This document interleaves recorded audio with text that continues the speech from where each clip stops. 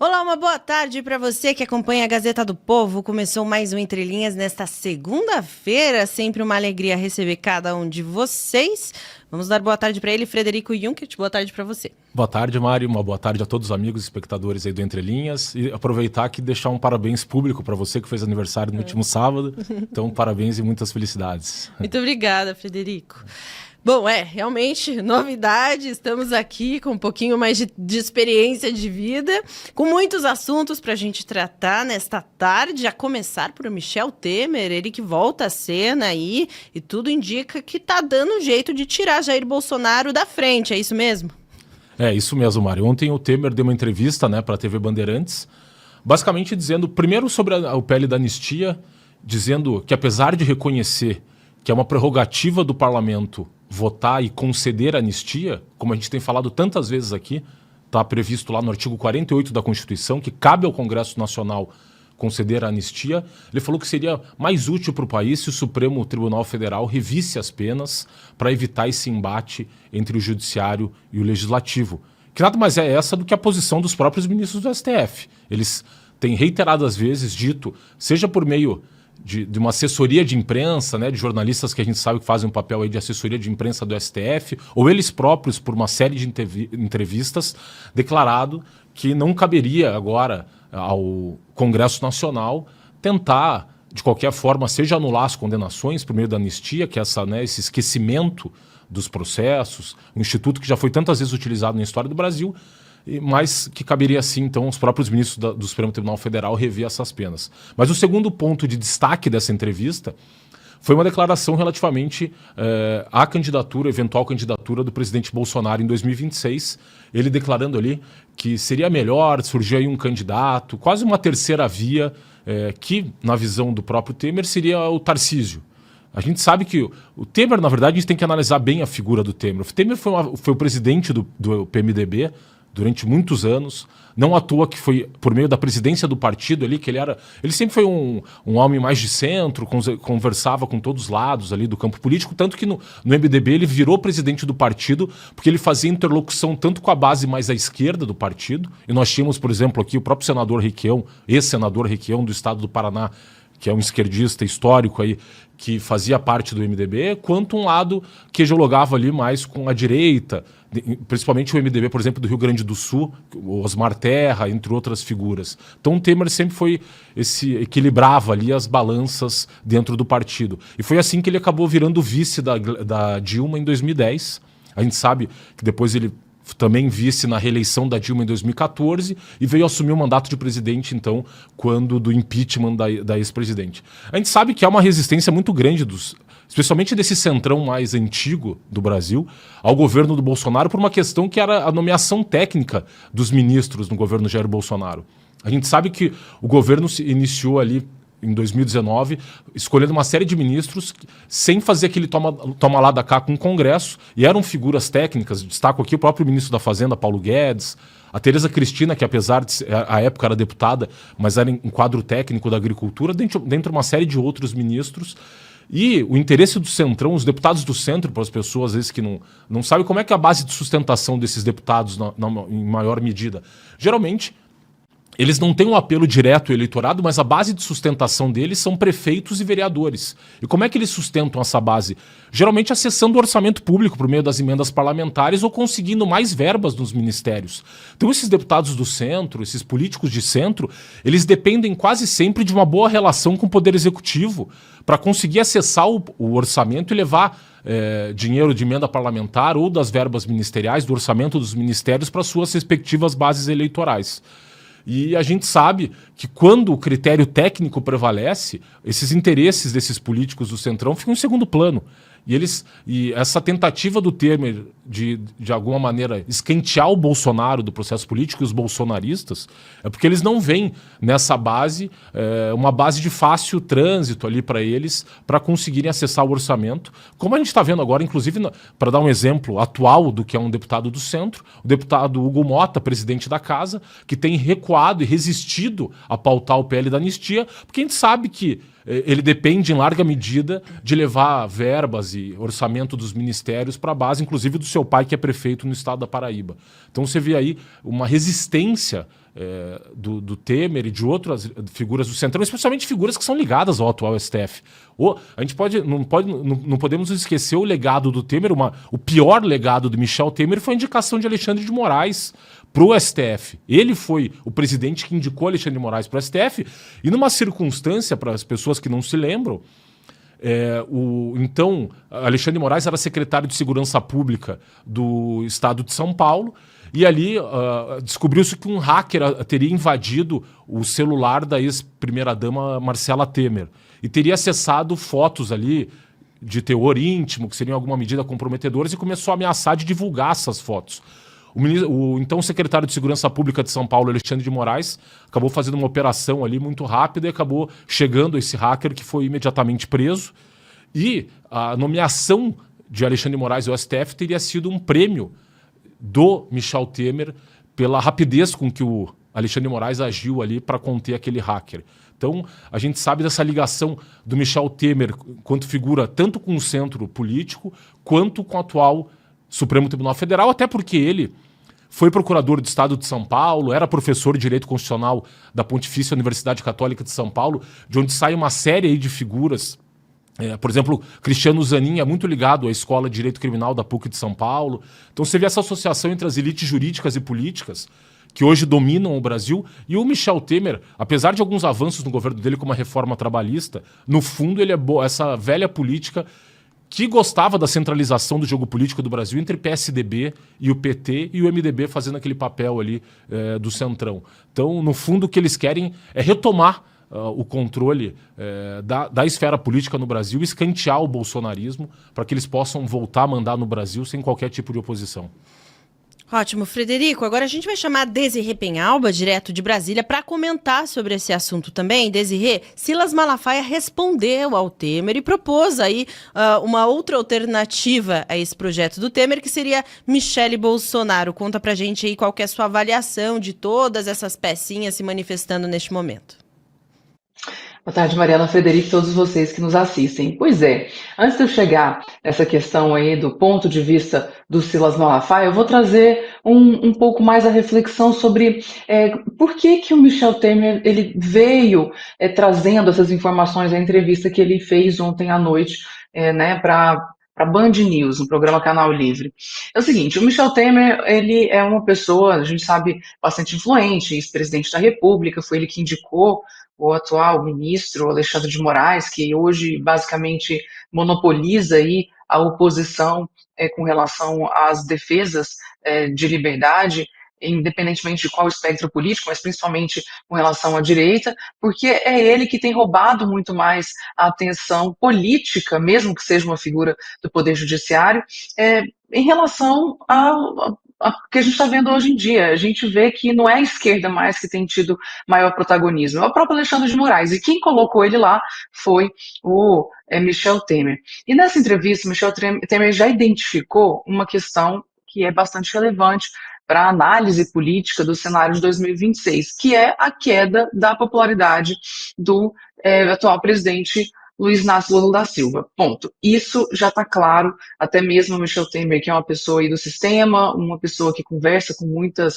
lideranças nacionais, ele já identificou que o Lula já não tem aquela força que tinha, talvez na eleição de 2022, ou muito menos aquela que ele já teve nos seus 2 primeiros mandatos.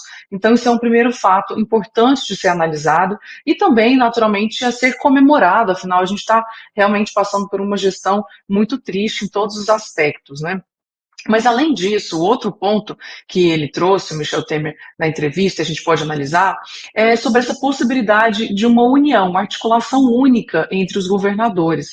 Como a gente percebe que isso pode estar acontecendo sim, a revelia da articulação do ex-presidente Bolsonaro, a gente começa a perceber que isso pode ser algo bastante preocupante para a direita, porque o Michel Temer trouxe aqui vários nomes que são considerados em tese de centro-direita, muitos deles também foram eleitos porque apoiaram o ex-presidente Jair Bolsonaro nas últimas eleições. E eu vou trazer para vocês aqui, Tarcísio de Freitas foi citado pelo Michel Temer, Ratinho Júnior, Romeu Zema, Ronaldo Caiado, e inclusive o Temer sugeriu até mesmo o Eduardo Leite, embora ele tenha deixado o PSDB e agora já está no PSD, na expectativa aí de formar, ser o candidato à presidência da República, mas também formar um grupo que está um pouco mais distante de ser considerado da direita, mas de qualquer forma a gente pode considerar aí como mais um nome.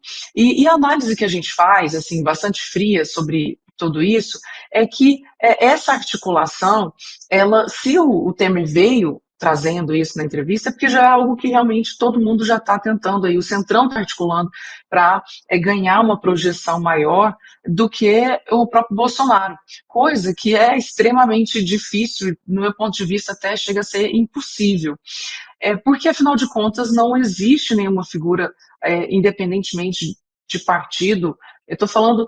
A figura do Jair Bolsonaro é incomparável. Ele, de fato, consegue reunir muitos interesses, muitas pessoas que estão insatisfeitas com o atual governo Lula. Mas ele também conseguiu uma coisa que a gente nunca tinha percebido. Ele criou um grupo que se denomina de direita, com orgulho de ser de direita, com valores cristãos, com respeito às diferenças, à liberdade, uma defesa da economia, de uma liberdade econômica também. Tudo isso simboliza as defesas de Jair Bolsonaro. Sem ele, essas pautas elas ficam divididas. E aí é triste que a gente comece a perceber que o que pode acontecer é que vários candidatos se apresentem aí, vendo quem é que vai conseguir mais dinheiro do fundo partidário para conseguir comprar mais marketing, comprar mais pesquisas, comprar mais pessoas para trabalhar na política, enfim, coisa que a gente não vê de forma tão orgânica como acontece com uma candidatura do Jair Bolsonaro. Mas o fato é que todo o sistema, como a gente percebe, tem se esforçado muito para manter a inelegibilidade do Jair Bolsonaro, o que é uma pena. Mas agora trazendo aqui as vozes, né, dissonantes com relação à posição do Michel Temer, além do Silas Malafaia, que de fato criticou Michel Temer por não ter mencionado a Michelle Bolsonaro, a fala até do pastor Silas Malafaia foi o seguinte: se existe uma articulação para um candidato de direita, como caso o vergonhoso impedimento do Bolsonaro persista, o senhor Temer esqueceu do candidato mais bem avaliado na pesquisa, depois de Jair Bolsonaro, que seria Michelle Bolsonaro. E para o Silas Malafaia, Michelle Bolsonaro reúne os votos dos bolsonaristas, da direita, de mulheres e de evangélicos. Essa é a visão do Malafaia, o que obviamente significa a visão da grande parte da população que também entende a Michelle Bolsonaro como a figura que representa o próprio Bolsonaro. Mas além do Silas Malafaia, também o ex-chefe da Secretaria de Comunicação do governo Bolsonaro, o Fábio Van Garten, ele disse assim na rede social X, né, que não existe uma direita sem Bolsonaro. Ele criticou esse movimento, né, em busca de um candidato alternativo para se opor ao Lula, mas disse assim, se continuarem com essa palhaçada de direita sem Bolsonaro, eu vou manobrar dia e noite por uma chapa pura. Tem muitos mandatos batendo palma. Eleição é voto e bolsonarismo é a usina geradora deles. E, naturalmente, a posição aqui do Fábio Van Garten é de indignação, porque, afinal de contas, esses governadores que estariam articulando aí para tentar tirar o Bolsonaro da disputa e fazer com que eles tenham força suficiente para disputar contra o Lula, demonstra realmente uma traição, porque o Bolsonaro ajudou muito que grande parte deles fossem eleitos. E aí, endossando, né, a opinião deles, a gente percebe que, de fato, não existe direita sem Bolsonaro, até porque a gente percebe pela manifestação que eu estive presente cobrindo aqui no programa Entre Linhas para vocês, a gente vê a quantidade de pessoas que se mobilizam, elas saem dos seus estados, elas vão aonde o Bolsonaro está para defender as pautas que o Bolsonaro hoje representa. Até mesmo o despertar para a política, que muitas pessoas antes não tinham, a apatia anterior ao Bolsonaro com relação à política, fez com que muitas dessas pessoas acreditassem ao Bolsonaro, até o seu gosto por acompanhar política do dia a dia. Então, de fato, ignorar o Bolsonaro nesse sentido, até mesmo depois de tantas injustiças que ele sofreu, a facada, a gente acompanha toda uma perseguição do Poder Judiciário contra ele, essa tentativa de torná-lo inelegível também é injusta, as cirurgias que ele tem feito e o sofrimento que ele tem passado, a tortura que a gente vê que um homem tem passado injustiçado por defender coisas que grande parte da população brasileira defende, porque, né, defendemos pautas conservadoras, a gente percebe como esse homem está sendo injustiçado. E ao fazer isso, a intenção, inclusive, do Michel Temer sai como um tiro pela culatra, porque ainda mais as pessoas reforçam, depois de toda essa estrutura, né, contra o Bolsonaro, de que o Bolsonaro realmente merece muito mais crédito, porque em todos os lados, até mesmo do lado dele, tem pessoas que querem afastá-lo, querem o mal dele. Então, isso aumenta ainda mais o clamor público pelo Jair Bolsonaro e, obviamente, se a injustiça da inelegibilidade persistir, quem o Bolsonaro indicar é que deve ser o candidato de todas essas pessoas. Até porque o Bolsonaro também traz uma certa convicção, um ideal político, que as pessoas dedicam os seus votos, resolvem ajudar a fazer campanha para o Bolsonaro, coisa que não acontece com qualquer nem outro candidato. E, obviamente, isso encarece uma campanha política.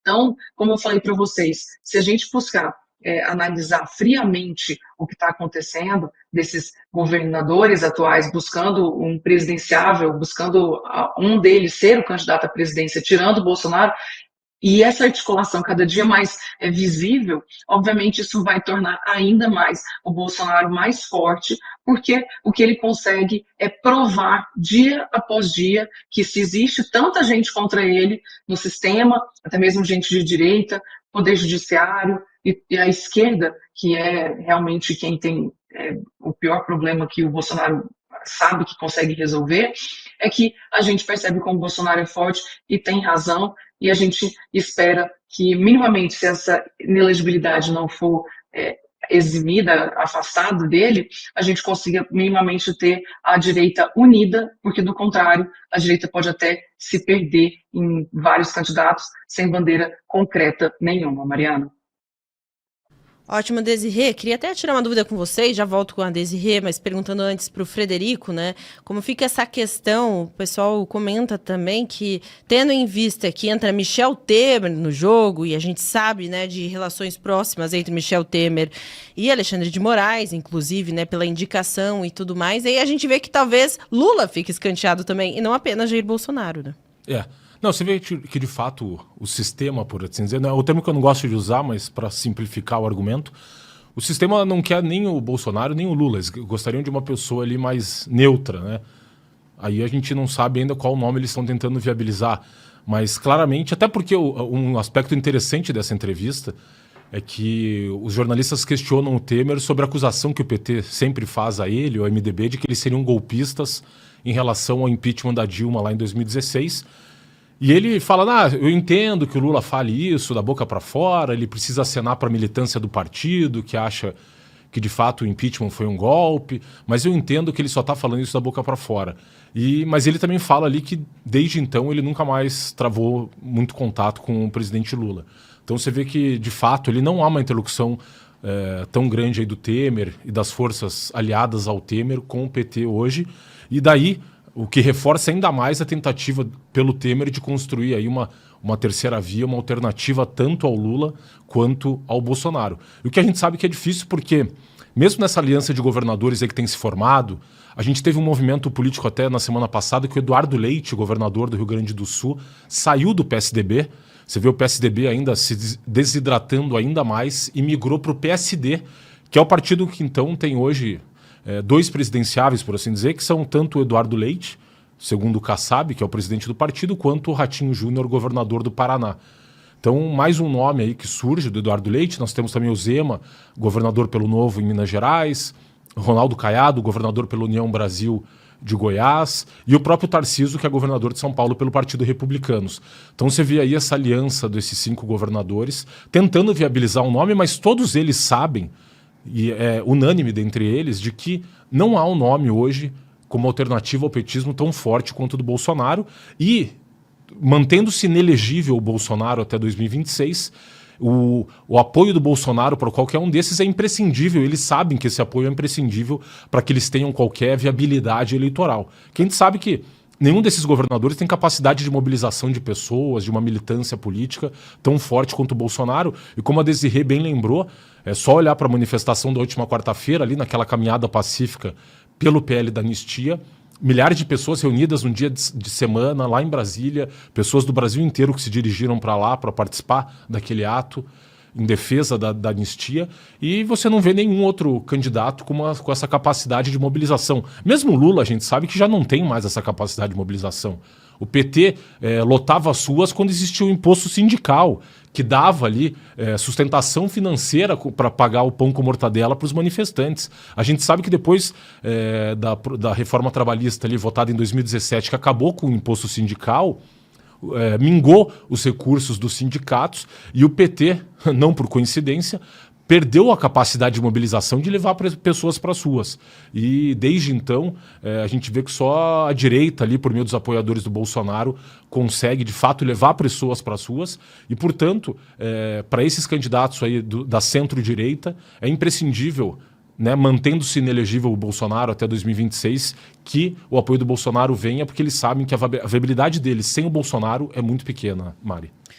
Ótimo, Frederico. Já já a gente volta a falar sobre esse assunto, inclusive com a Desirê Penhalba, direto de Brasília. Agora a gente vai receber aqui no nosso programa Paulo Henrique Barros, ele que é marido da Juliana, uma das presas pelo 8 de janeiro. É importante a gente falar sobre isso hoje. A gente passou pelo Dias das Mães, eu estive com meu filho, eu estive com a minha mãe. A gente sabe que muita gente está sem esse direito de simplesmente estar com seus filhos numa data tão importante, além, é claro, de todos os dias, né, no cotidiano, porque aí não são só essas pessoas que são punidas, essas mães, mas principalmente os filhos que estão sem o direito de serem criados e cuidados pelas mães. No caso da Juliana, são 3 filhos e o Paulo Henrique que está criando os 3 filhos sozinho neste momento. Boa tarde, Paulo. Seja bem-vindo aqui ao nosso programa Entre Linhas da Gazeta do Povo. Antes de tudo, né, a nossa solidariedade. Conta pra gente, né?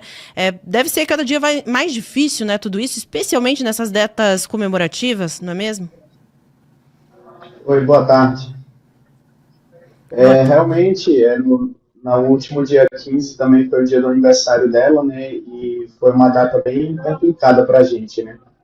E agora no Dia das Mães também tem sido bem puxado, né? Esses dias aí a gente tenta compensar da maneira que a gente consegue, né? Mas a falta que a mãe causa na gente é algo insubstituível, né?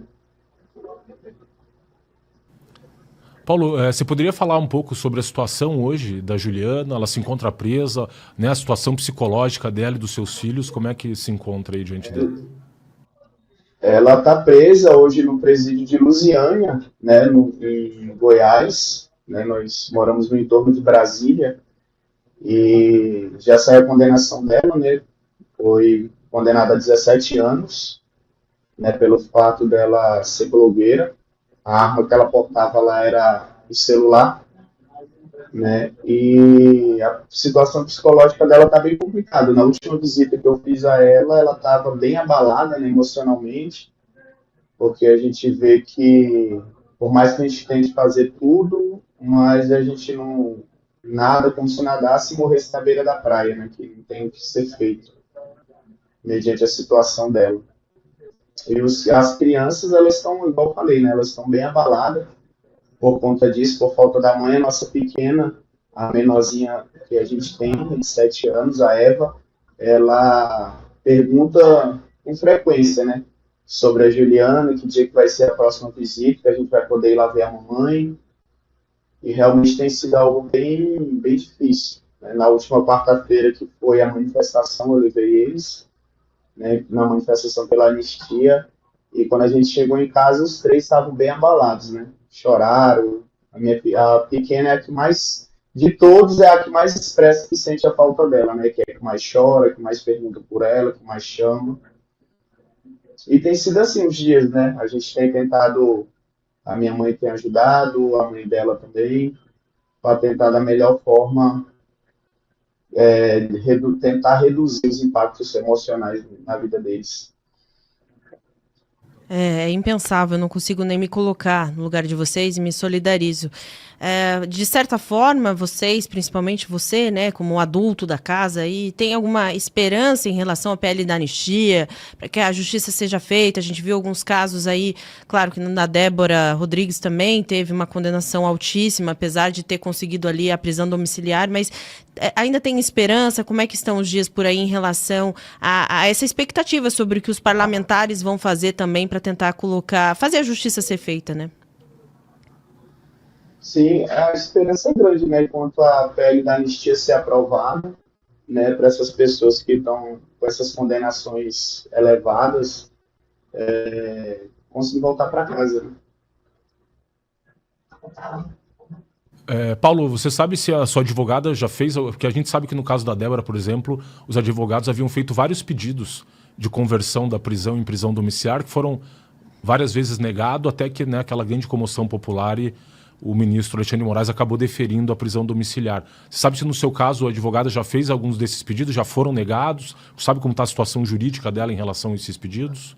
O último pedido de revogação de prisão dela, ela ainda estava com pedido de prisão preventiva, né, antes de ser a condenação dela, e quando foi no finalzinho, no começo de março, né, a gente entrou com pedido de revogação de prisão, e já havia saído a sentença dela, que foi quando o ministro respondeu que ela era dispensável a criação dos filhos.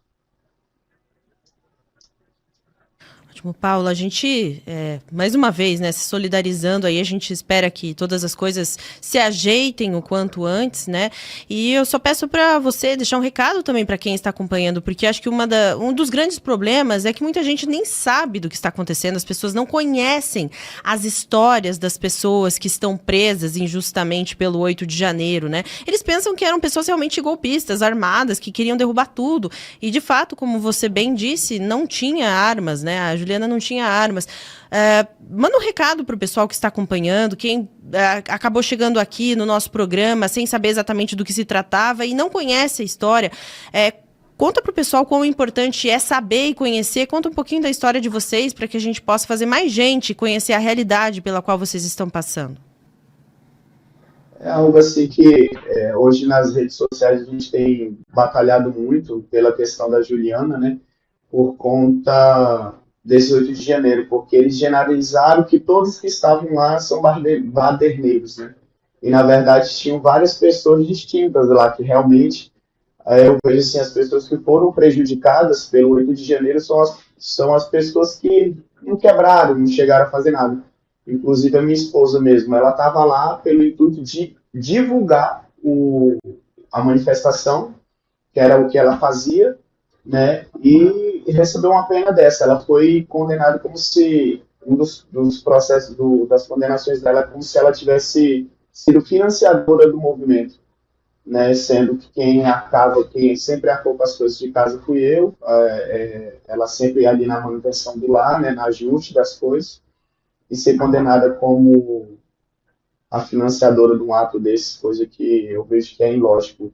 E as pessoas têm falado muito isso, né? Tava lá, é baderneiro, tem que pagar. Eu acho que as pessoas têm que ir mais a fundo para realmente sair falando as coisas antes de sair julgando todos, né? Porque a gente vê que tem senhoras ali que não tinha capacidade nem de correr no meio de uma bomba, as que conseguiram se abrigar dentro dos ministérios e recebendo penas altas, né? Coisas assim que a gente nunca imaginou estar passando pelo nosso país.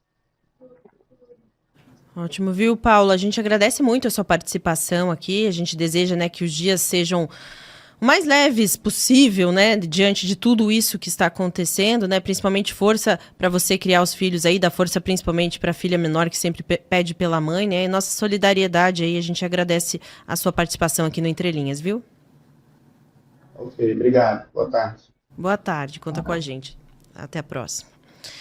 Bom, difícil, né? E a gente viu uma reportagem da Raquel Derevec, inclusive, na Gazeta do Povo neste fim de semana, que mostrou 6 casos, 6 histórias de mães presas pelo 8 de janeiro que não estiveram com seus filhos.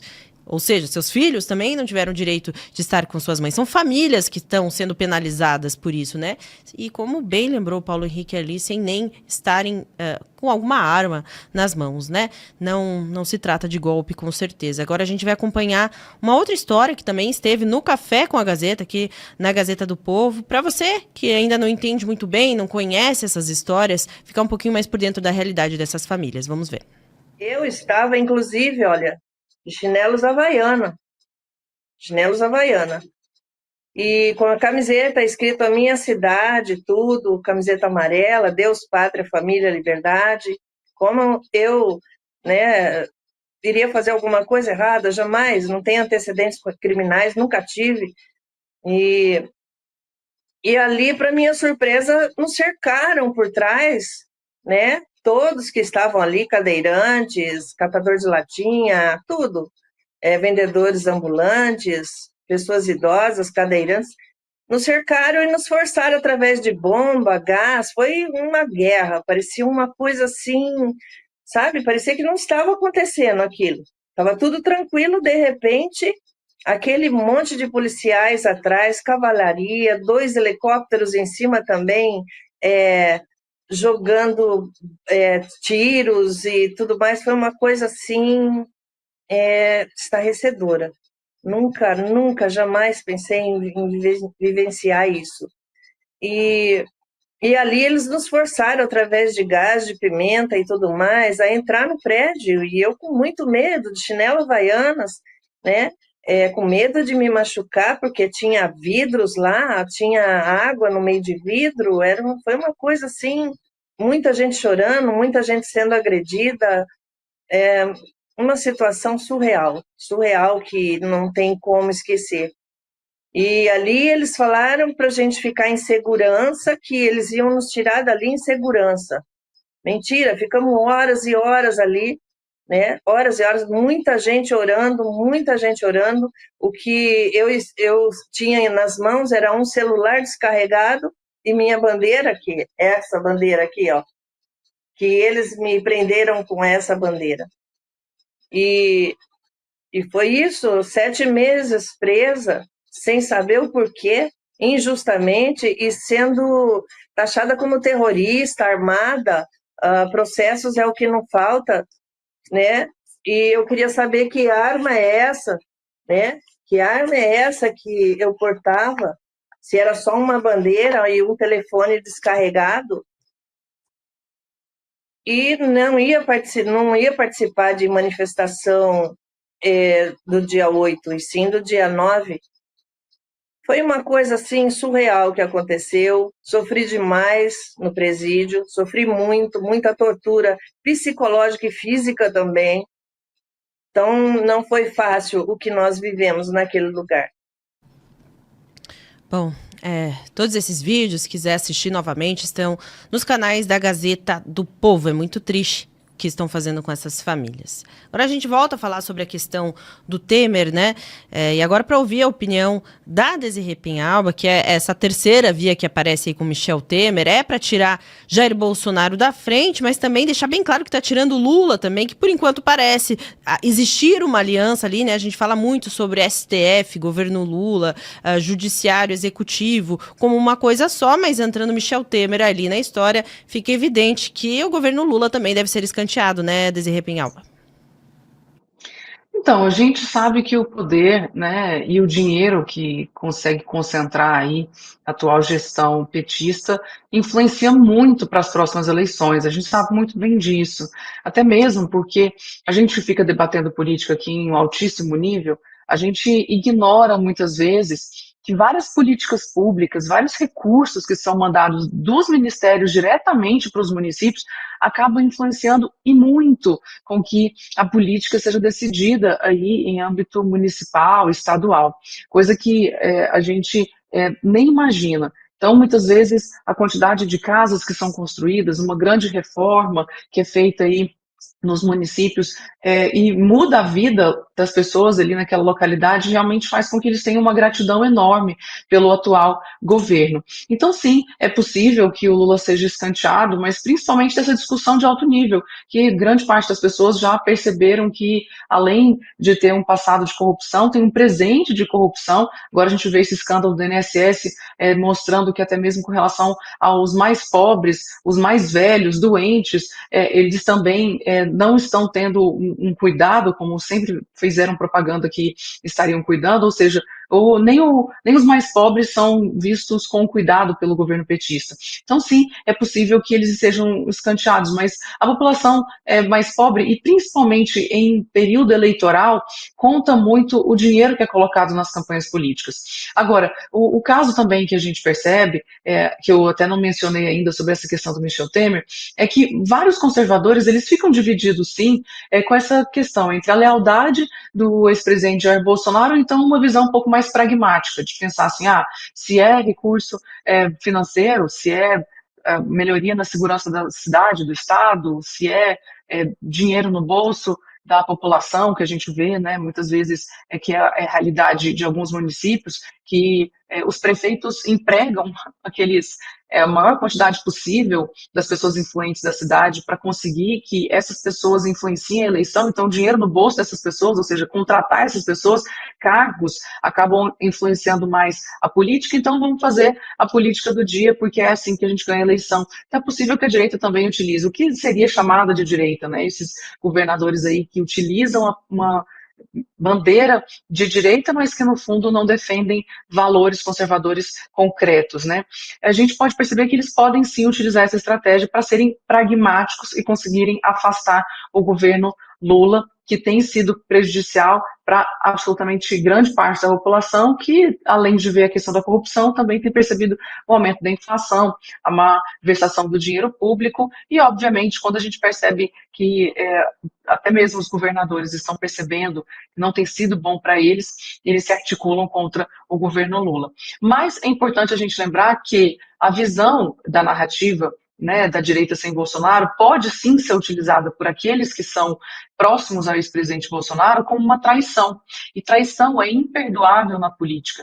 Então, por mais que tenha aí dinheiro a rodo para colocar na política, é importante que a gente se lembre disso, que uma pessoa que é considerada traíra, ou uma pessoa que traiu, que seja uma pessoa importante, como é o caso do Bolsonaro, que está sendo tão perseguido, isso pode ser também um fiel da balança aí para fazer com que muitos nomes que atualmente podem estar crescendo para a população aí como um nome que consiga rivalizar com o atual presidente Lula, pode ser sim, se considerado como traidor, péssimo para sua imagem e colocar tudo a perder, inclusive a quantidade de dinheiro que o Centrão vai estar disposto a jorrar na economia nessa próxima eleição em 2026, Mário.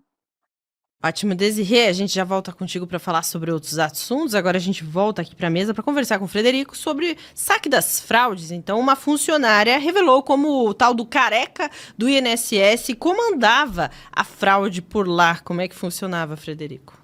Mário, hoje foi revelado aí por um veículo de comunicação que esse careca do INSS, que basicamente ele era um lobista que fazia a ponte entre os funcionários corruptos do INSS que participavam aí desse esquema dos descontos ilegais, das taxas assistenciais, e essas entidades assistenciais que se beneficiavam aí desses descontos ilegais.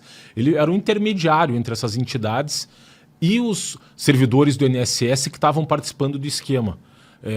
E se descobriu que em junho de 2023, ele junto de um sócio, também envolvido nesse esquema, fizeram 2 empresas de teleatendimento, telemarketing, para receber as reclamações das pessoas que estavam tendo os descontos ilegais. Então eles criaram 2 empresas para fornecer serviço a essas entidades para dar uma veste de legalidade a essas cobranças ilegais. Então, basicamente, uma funcionária dessas empresas que não sabia que era um esquema, ela achava ali que, de fato, era um erro na cobrança. Ela só veio a saber que era um grande esquema para assaltar o dinheiro dos aposentados e pensionistas do Brasil quando saíram as primeiras reportagens há 2 semanas, ali no final de abril.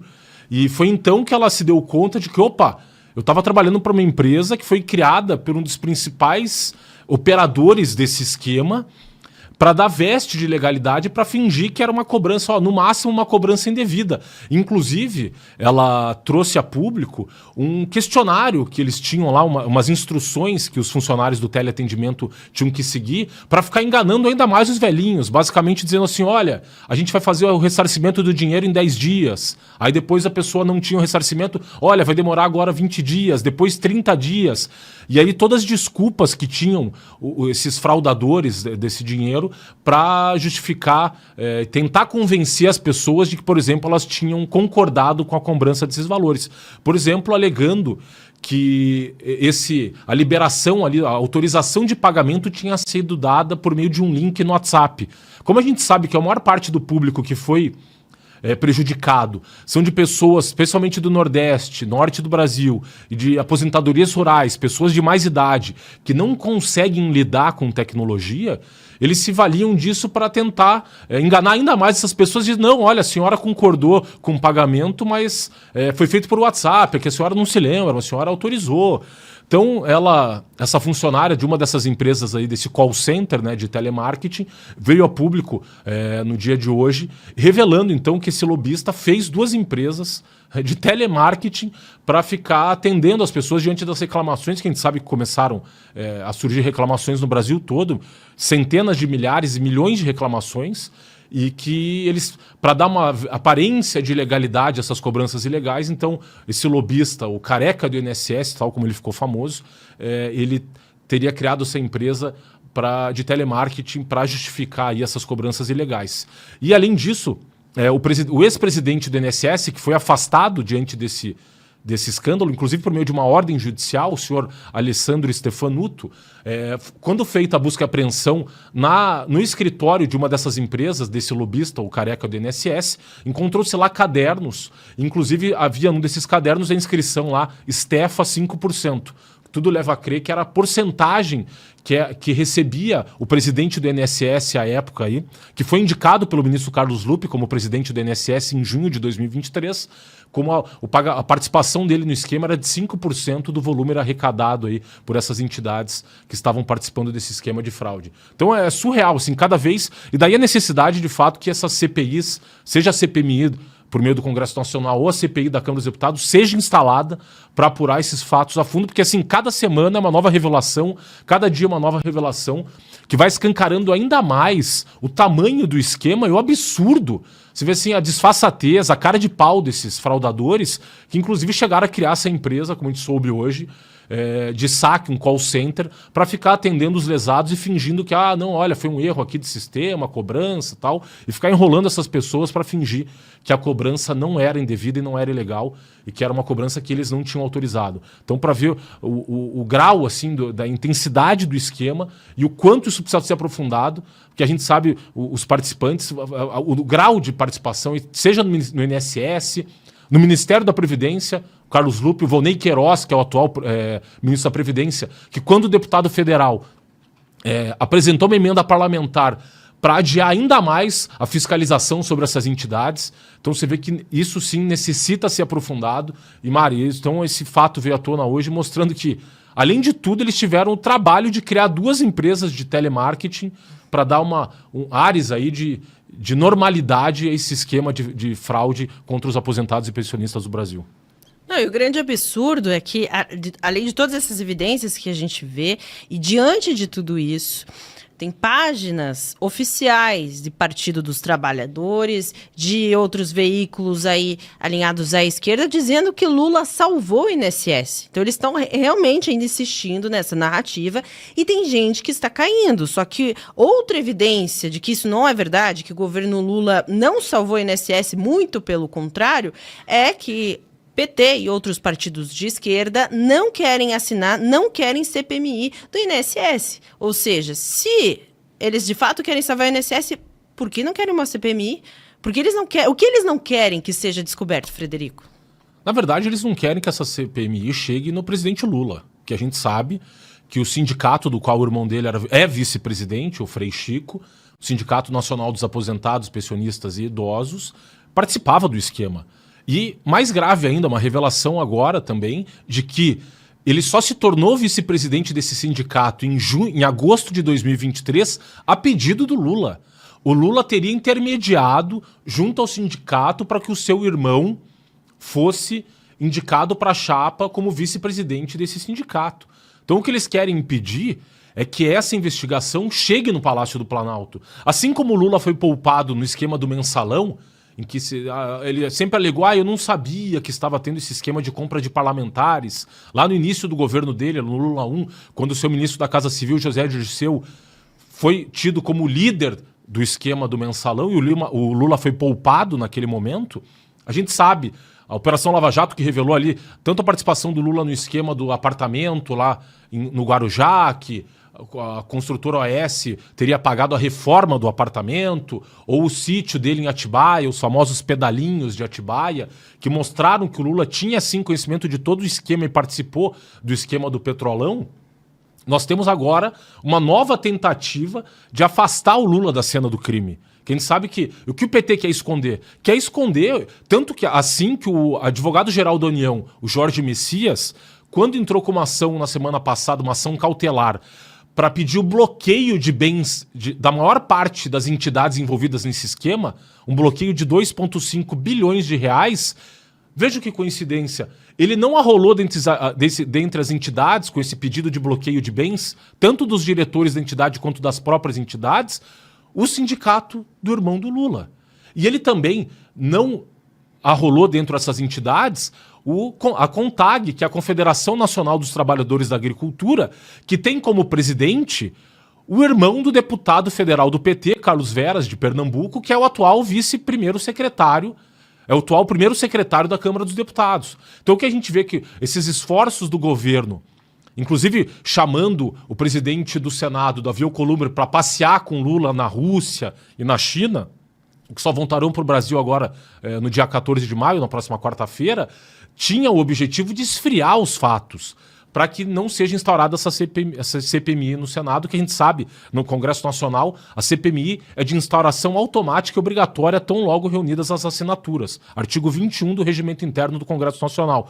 Então a gente vê esse esforço do governo, porque necessariamente o aprofundamento dessas investigações levará ao Palácio do Planalto e ao Lula. Porque as duas principais entidades envolvidas nesse esquema, tanto o CONTAG, para os senhores terem noção, em 10 anos, o CONTAG recebeu 3,6 bilhões de reais dessas taxas assistenciais descontadas dos pensionistas e aposentados. E então você vê o volume de pessoas afetadas, 9 milhões aí, segundo uma apuração mais recente do Ministério da Previdência, 9 milhões de brasileiros teriam sido lesados por esse esquema.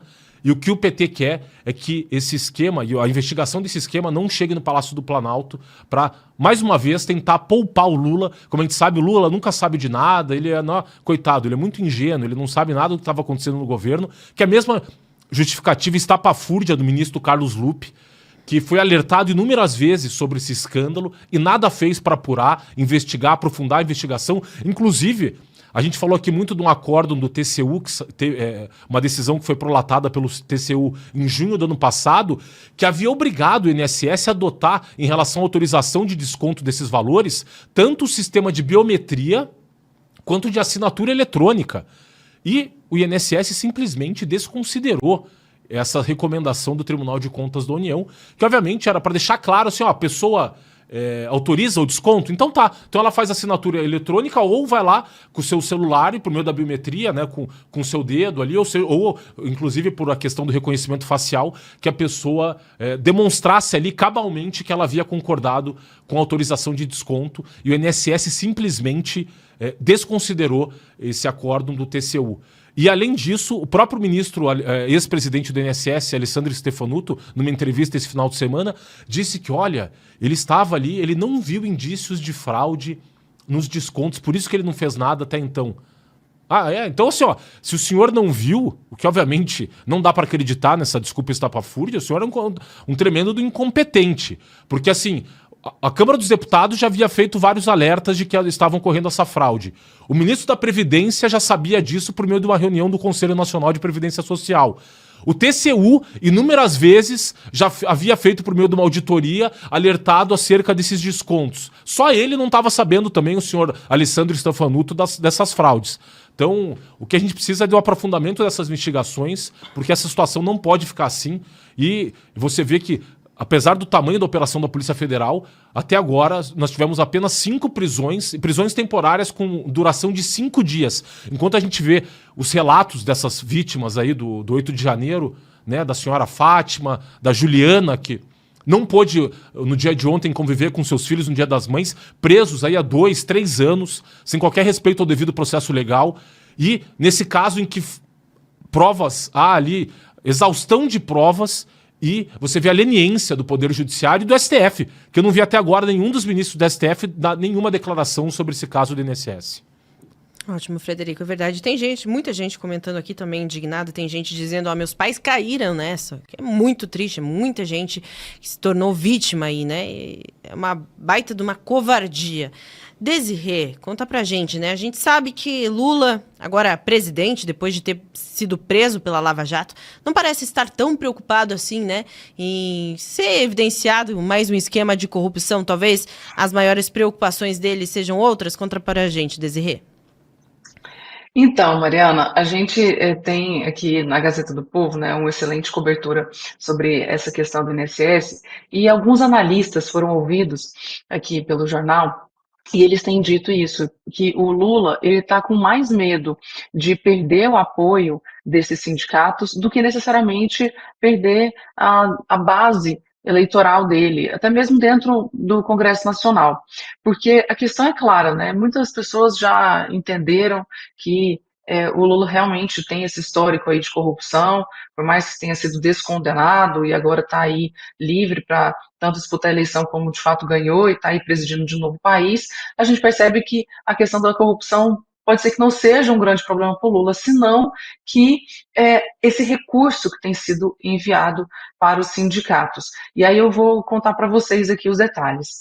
Durante a visita, né, nesse último fim de semana do Lula à Rússia, ele prometeu uma investigação sem pressa e sem pirotecnia para recuperar os valores desviados do INSS. Quando ele fala que não vai ter pressa, é claro que parece que ele não está realmente muito preocupado, né? E aí a oposição tem demonstrado que as fraudes aumentaram 4 vezes durante o governo Lula, que inclusive o Lula está tentando botar a culpa no Bolsonaro, dizendo que isso é anterior ao governo atual. Só que aí a gente percebe, né, esses analistas têm mostrado para a gente que assim, o presidente ele tem atualmente, aliás, e sempre teve, né, como sua base mais sólida, esse pessoal mais velho, né, a fatia mais velha do eleitorado dele aí, que sempre foi militante, esse pessoal que, de certa forma, está contida no grupo desses sindicatos. Grande parte deles estão aí, desses sindicatos, sendo beneficiados pelos sindicatos. E aí, o caso que esses analistas trazem, inclusive citando nominalmente o Leonardo Barreto, que é sócio da consultoria Think Policy, que foi aqui entrevistado pela Gazeta do Povo, ele disse que mais do que o receio de perder apoio do PDT, por exemplo, que é um partido de esquerda relevante no Congresso Nacional, o Lula tem mais interesse em se manter próximo desses sindicatos que estão recebendo esses recursos aí do INSS.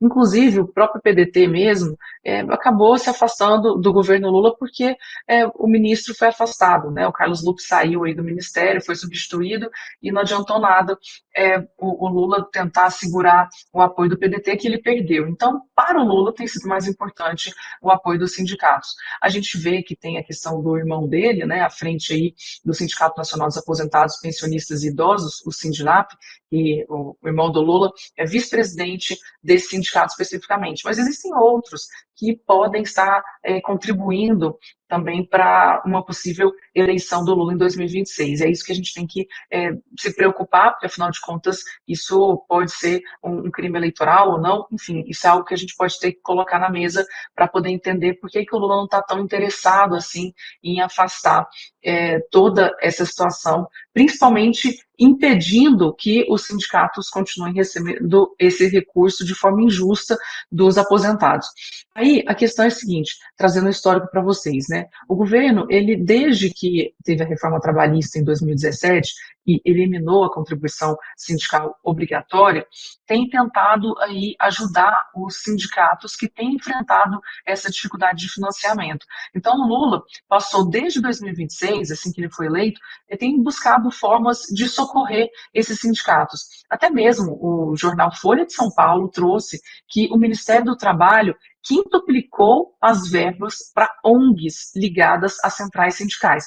Detalhe que esse foi o motivo pelo qual Carlos Lupe foi demitido da pasta do trabalho ainda na gestão Dilma, em 2000 2013. Olha só como é que a gente percebe as coisas, porque uma coisa é o Lula falar que vai fazer o possível para resolver o problema dos aposentados que estão sendo aí enganados. A outra coisa é o que a gente percebe que está acontecendo nos bastidores, a postura do governo em ajudar muito mais os sindicatos do que necessariamente os aposentados.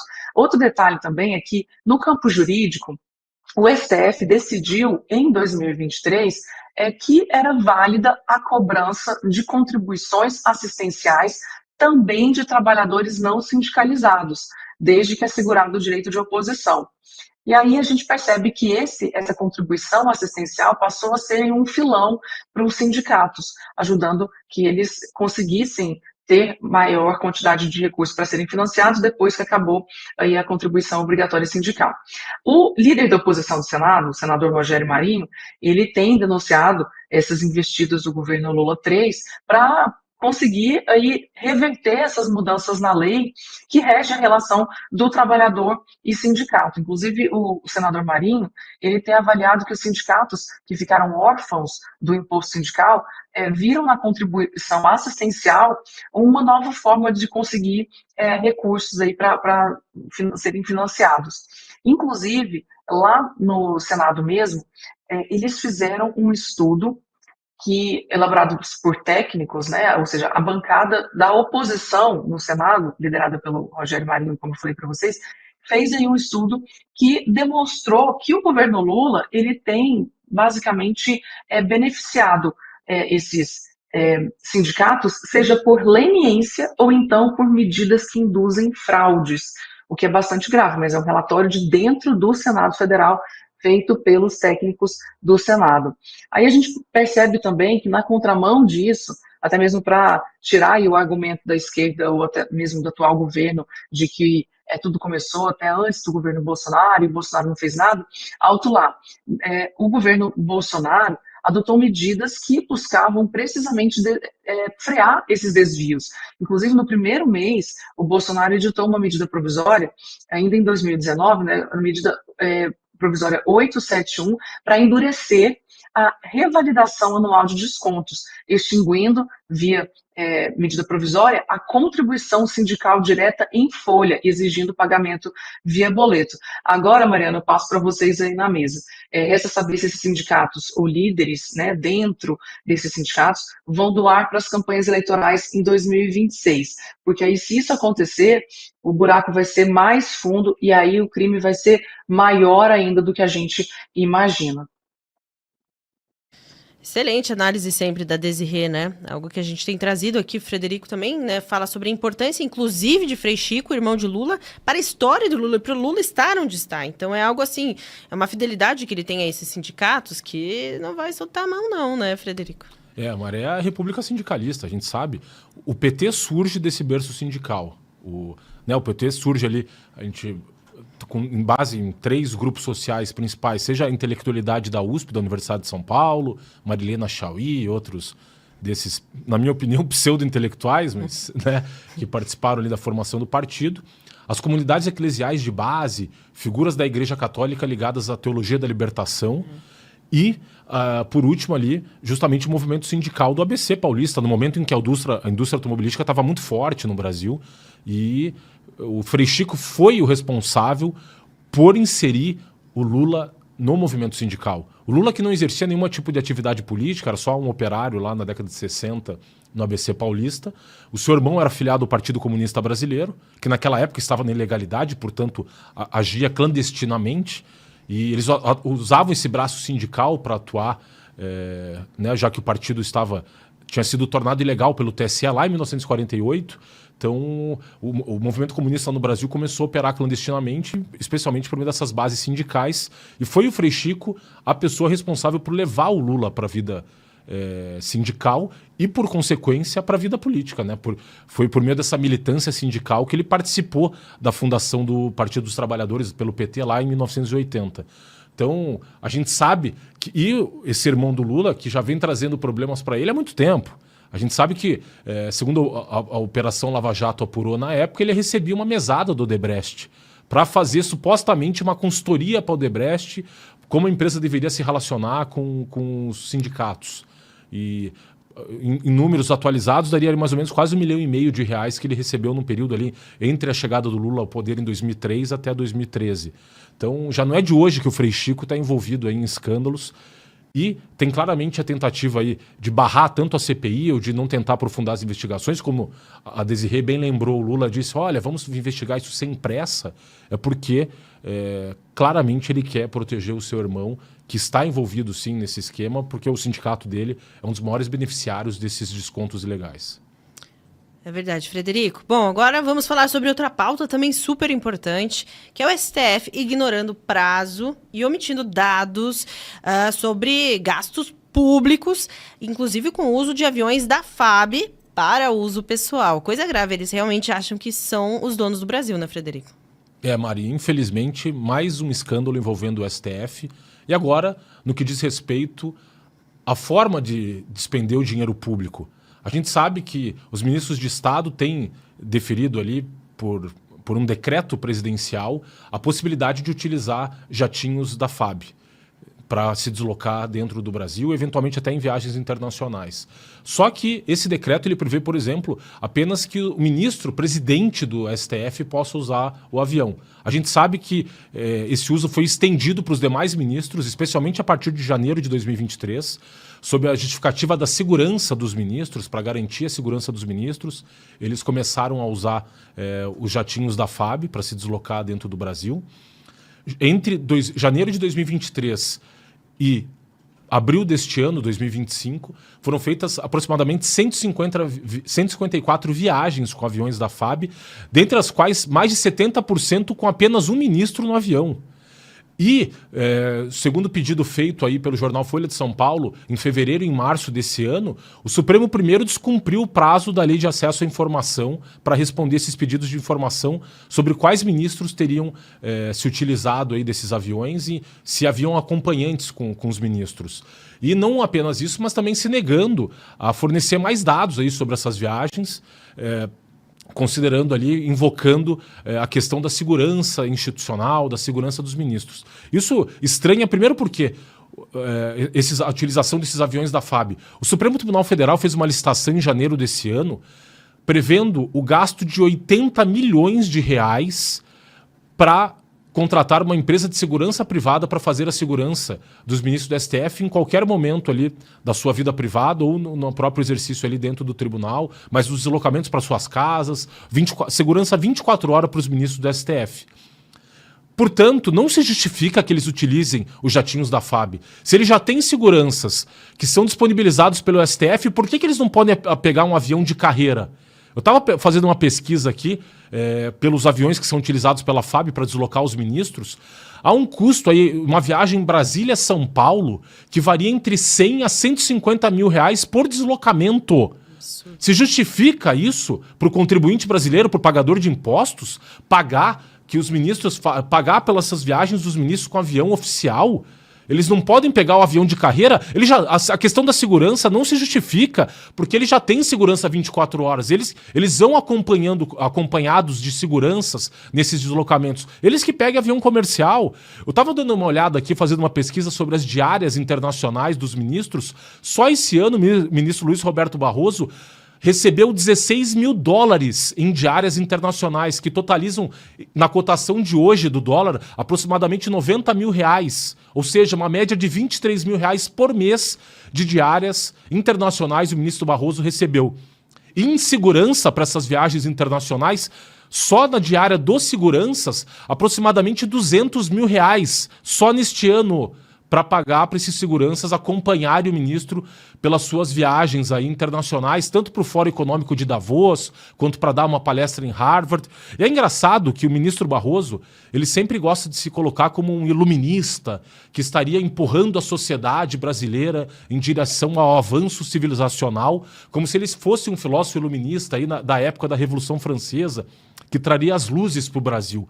Só que eu acho que o ministro está errando de personagem. Ele mais parece aqueles cortesãos da corte de Luís XIV, Luís XVI, que estavam encastelados no Palácio de Versalhes, ali vivendo nababescamente às custas do povo sofrido francês daquele momento, enquanto eles estavam lá no regabof, bebendo e comendo às custas do dinheiro público. É bem diferente, ministro. O senhor parece que está isolado da realidade brasileira. No momento em que a situação econômica do Brasil é periclitante, uma inflação, desemprego e toda a situação econômica que pela qual os brasileiros estão passando, despender o dinheiro público para fazer essas viagens em aviões oficiais é um assinte com o pagador de impostos.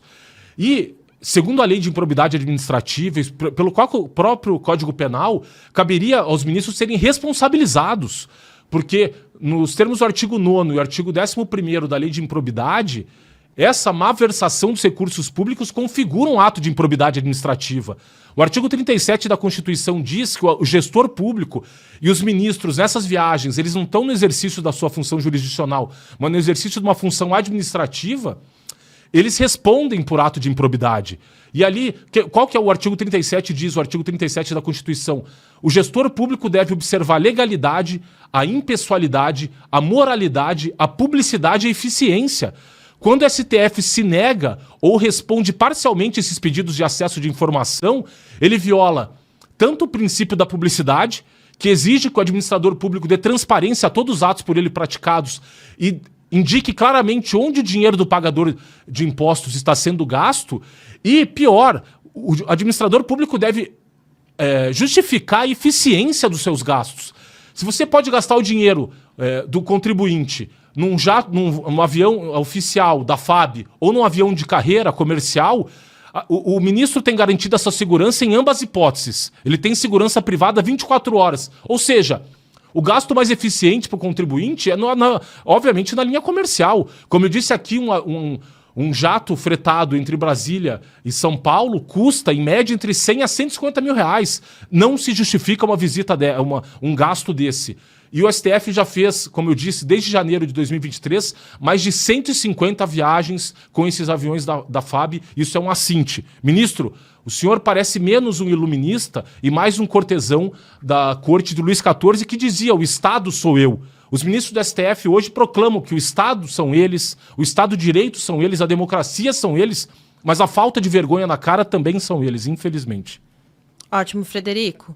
Desirê, agora queremos ouvir a sua opinião também sobre esse assunto, né? Qual que é a sua análise? É muito triste que a gente vê isso acontecendo, né? Porque, afinal de contas, o STF fica utilizando o argumento de segurança para absolutamente tudo que acontece. Uma manifestação que alguns presentes ali se excedem já é motivo de um ataque à democracia. Tudo é muito exagerado, né? E aí, naturalmente, porque todo mundo está criticando a posição atual, né, do STF com relação a esse caso e vários outros que têm impedido a livre manifestação de ideias, até mesmo a própria democracia nesse país. Eles já acham que a segurança dos ministros está sendo totalmente violada, então eles merecem mais do que qualquer outro ser humano ou cidadão brasileiro ter um cuidado especial. E aí, naturalmente, a gente vê como as injustiças vão se sobrepondo umas às outras, né? Uma injustiça vai levando a outra injustiça, que vai levando a outra injustiça. Mas especificamente agora sobre esse caso, né, que o STF está omitindo informações sobre quem está viajando nos aviões da Força Aérea Brasileira, a gente percebe que isso começou a demonstrar, e obviamente, além de atestar, né, de forma cabal, o fato deles estarem completamente alheios à realidade da população brasileira. A FAB, quando identifica a viagem aqui do Luiz Roberto Barroso, que a gente conseguiu aqui pela Folha de São Paulo, que explicou: olha, a gente pediu, eles negaram, agora a gente pediu de novo, e aí por causa disso eles mandaram com atraso as informações ainda superficiais. A gente ficou sabendo aqui, então, que a FAB identificou apenas a viagem do ministro Luiz Roberto Barroso. Mas nessa identificação, que eles são obrigados a passar pela Lei de Acesso à Informação, eles não passam os registros relacionados à identificação de quem acompanhou, se outras viagens aconteceram.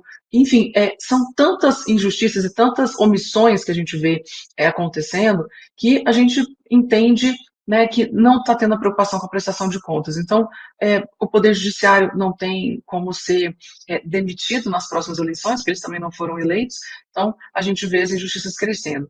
Mas vamos lá listar a quantidade de injustiças. Em primeiro lugar, uma falta de padrão e de transparência. Mesmo uma ONG aqui levantou que os ministros têm adotado entendimentos próprios sobre o que divulgar e o que manter em sigilo.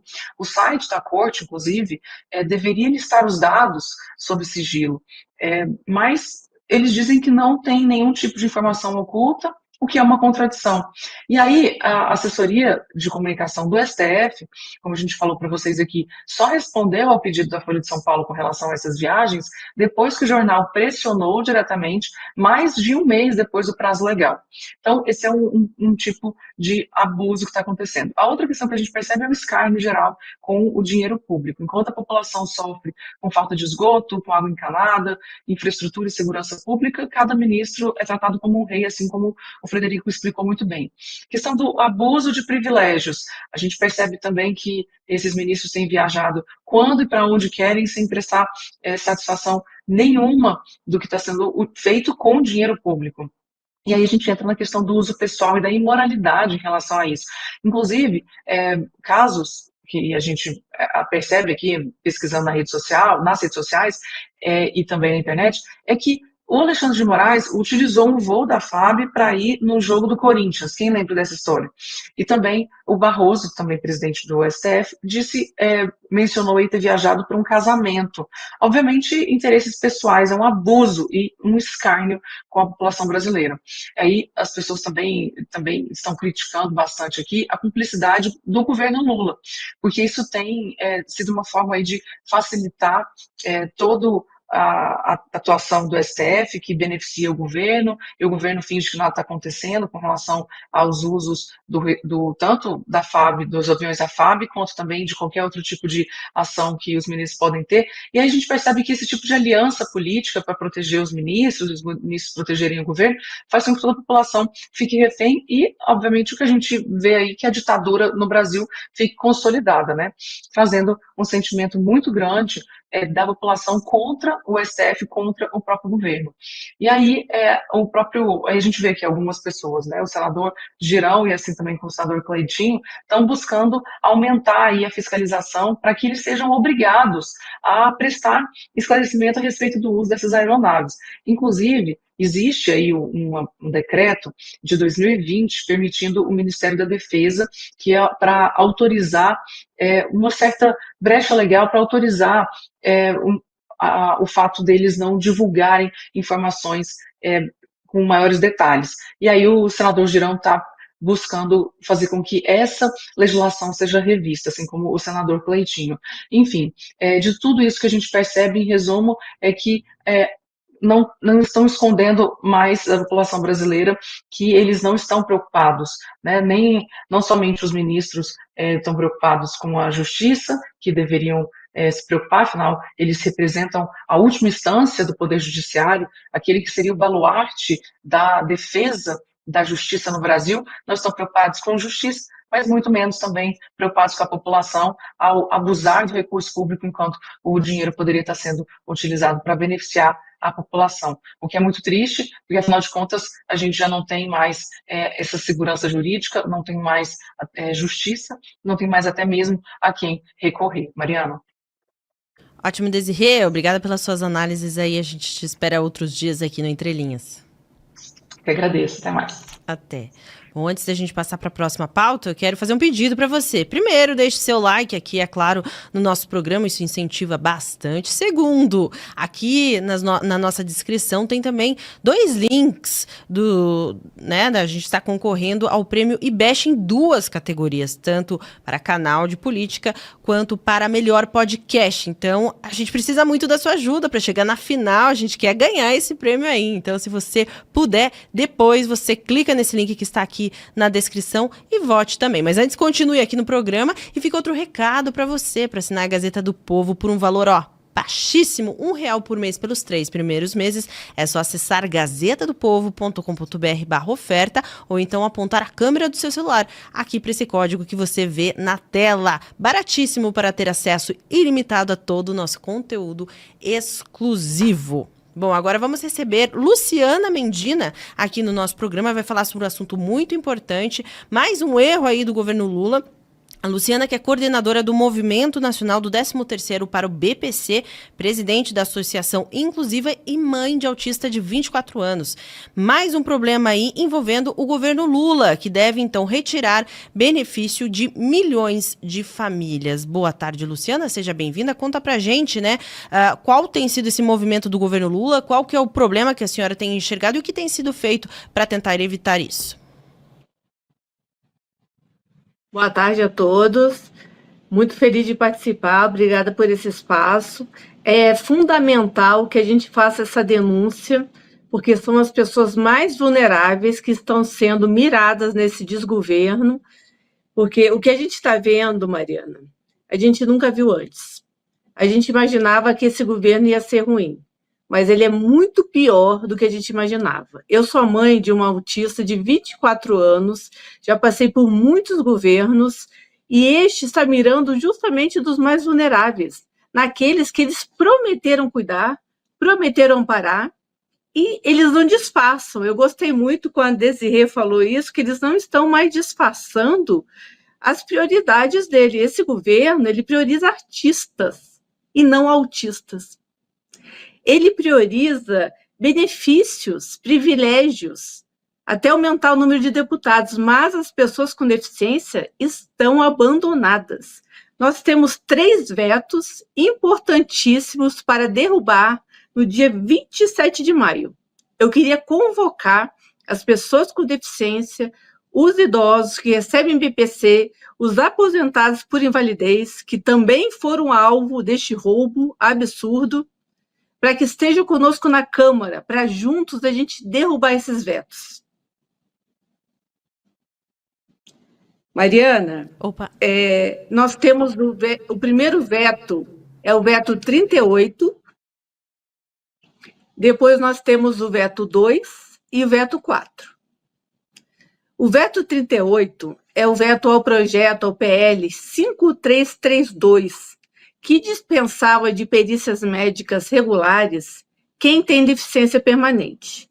Veja bem, se é deficiência permanente, por que essas pessoas com deficiência, esses idosos, esses aposentados por invalidez, vão ter que fazer nova perícia a cada 2 anos?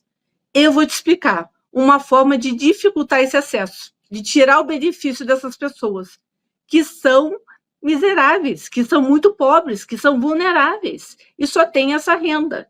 Por quê? Porque nós sabemos que no Brasil nós temos distâncias, muitos moram na área rural, muitos moram longe, muitos são acamados, enfim. É um absurdo que a deficiência sendo permanente, eles peçam essa perícia a cada 2 anos. Muitos também são cegos e não sabem fazer biometria, já é mais uma dificuldade. Esse é o veto 38. Nós temos o veto 2, que é das vítimas do Zika vírus. Não sei se vocês lembram, mas no início a gente tinha 4.500 crianças vítimas do Zika vírus. De 10 anos para cá, 3.000 faleceram, 3.002. Agora a gente tem 1.490 crianças, 98 crianças vítimas do Zika vírus.